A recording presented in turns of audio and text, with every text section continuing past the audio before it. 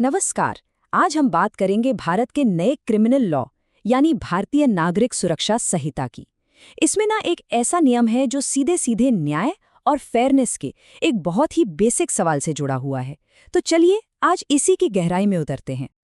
अच्छा, 1 मिनट के लिए सोचिए, अगर किसी पर कोई क्राइम करने का इल्जाम लगता है तो उसे अपना बचाव करने के लिए कितनी जानकारी मिलनी चाहिए? क्या बस इतना बता देना काफी है कि भाई आरोप क्या है, या फिर ये जानना भी उसका हक है कि वो क्राइम कैसे किया गया? आज हम इसी बड़े सवाल के आसपास अपनी पूरी बात रखेंगे। तो चलिए सबसे पहले ये समझते हैं कि ये चार्ज या आरोप होता क्या है। देखिए, कानूनी भाषा में ये सिर्फ कोई इल्जाम नहीं है, नहीं, ये एक फॉर्मल ऑफिशियल एक्यूजेशन है। एक ऐसा डॉक्यूमेंट जो कोर्ट को बताता है कि किसी इंसान पर किस क्राइम का मुकदमा चलेगा। मतलब पूरा का पूरा ट्रायल इसी चार्ज के आधार पर आगे बढ़ता है। और पता है, इसी चार्ज के पीछे एक बहुत बड़ा प्रिंसिपल काम करता है। वो है सफिशिएंट नोटिस का अधिकार, यानी पर्याप्त सूचना का अधिकार। इसका मतलब सीधा सा है कि जिस पर आरोप लगा है उसे इतनी जानकारी तो मिलनी ही चाहिए कि वो समझ सके कि भाई मुझ पर असल में आरोप है क्या, और मैं अपना बचाव करूं तो करूं कैसे। और हाँ, ये कोई हवा हवाई बात नहीं है, ये सीधे सीधे कानून में लिखा हुआ है। भारतीय नागरिक सुरक्षा संहिता का सेक्शन 236 साफ साफ कहता है कि चार्ज में ये भी बताना होगा कि अपराध किस तरीके से किया गया। लेकिन यहीं पर कहानी में एक ट्विस्ट है। ये नियम हमेशा हर केस में लागू नहीं होता। तो फिर सवाल उठता है, कब लागू होता है और कब नहीं? चलिए पहले उन मामलों को देखते हैं जहां ये बताना जरूरी नहीं है कि क्राइम कैसे हुआ। कानून में दिए गए इलस्ट्रेशन को ही लेते हैं। मान लीजिए किसी पर चोरी का आरोप है, तो चार्ज में बस इतना बताना काफी है कि क्या चुराया, कब चुराया और कहां से चुराया। अब चोरी कैसे की गई, दरवाजा तोड़कर या खिड़की से कूदकर, ये सब चार्ज में लिखने की जरूरत नहीं है।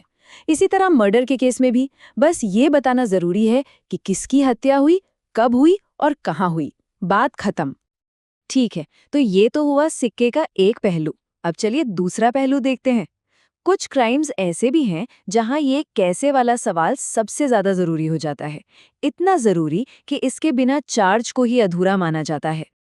जैसे कि अगर किसी पर चीटिंग यानी धोखाधड़ी का आरोप है, तो सिर्फ ये कह देना कि इसने धोखा दिया काफी नहीं है। बिल्कुल नहीं। चार्ज में एकदम क्लियरली बताना होगा कि धोखा दिया तो कैसे दिया। क्या कोई नकली दस्तावेज दिखाए या कोई झूठा वादा करके पैसे ले लिए?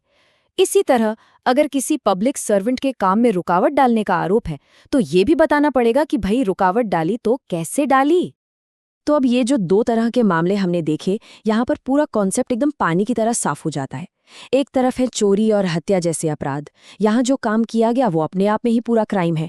दूसरी तरफ है धोखाधड़ी और किसी के काम में रुकावट डालना। यहाँ सिर्फ काम करना अपराध नहीं है, बल्कि जिस तरीके से वो काम किया गया वो उसे अपराध बनाता है। और बस यही छोटा सा फर्क इस पूरे नियम की जड़ है। तो असल मुद्दा क्या है? मुद्दा है क्राइम का नेचर। मतलब ये सब कुछ अपराध की प्रकृति पर डिपेंड करता है।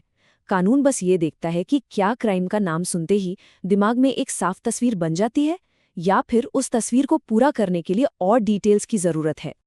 चलिए इसे और भी आसान भाषा में समझते हैं।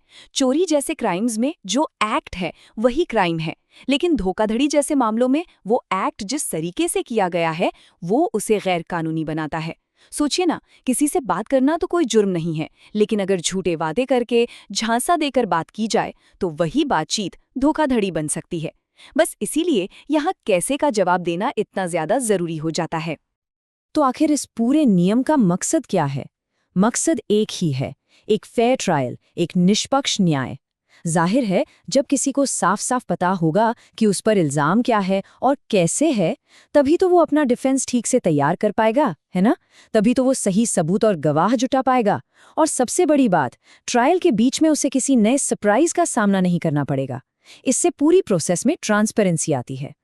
तो हम कह सकते हैं कि एक सही और फेयर चार्ज सिर्फ एक इल्जाम नहीं होता। नहीं, ये तो डिफेंस के लिए यानी बचाव पक्ष के लिए एक क्लियर रोड मैप की तरह काम करता है। एक नक्शा जो बताता है कि उन्हें किस रास्ते पर चलकर अपना केस लड़ना है। लेकिन यहाँ एक बहुत बड़ा और जरूरी सवाल भी खड़ा होता है।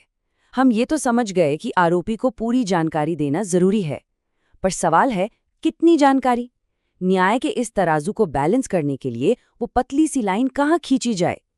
क्योंकि देखिए, एक तरफ तो आरोपी का फेयर डिफेंस का हक है और दूसरी तरफ प्रोसिक्यूशन की अपनी स्ट्रैटेजी होती है। ये जो संतुलन है, क्या ये सही है? इस पर सोचिएगा जरूर।